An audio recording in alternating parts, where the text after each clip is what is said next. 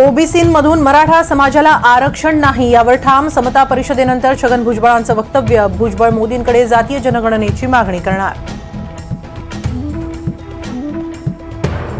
निवडणूक अधिकाऱ्यांनी सरकारी यंत्रणा वापरून आमचा विजय हिरावून घेतला. शिवसेना ठाकरे गटाचा वायकरांच्या विजयावर आक्षेप. 2 दिवसात हायकोर्टात याचिका दाखल करणार.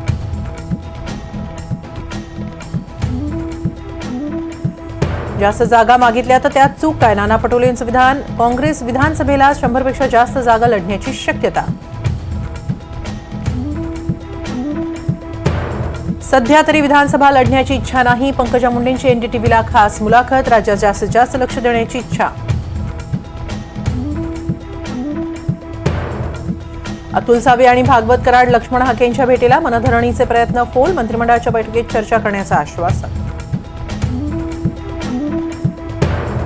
पश्चिम बंगालमध्ये रेल्वेचा मोठा अपघात. सुपर एक्सप्रेसला मालगाडी धडकली. 9 जणांचा मृत्यू.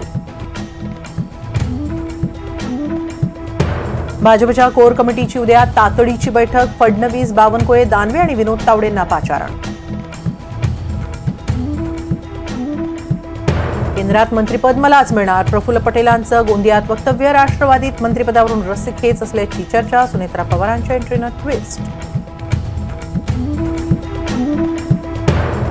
मवियाचा संभाव्य फॉर्म्युला. एनडीटीव्ही मराठीच्या हाती. काँग्रेस 100 ते 105 जागा. ठाकरे गट 90 ते 95 जागा तर शरद पवार 80 ते 85 जागा लढण्याची शक्यता.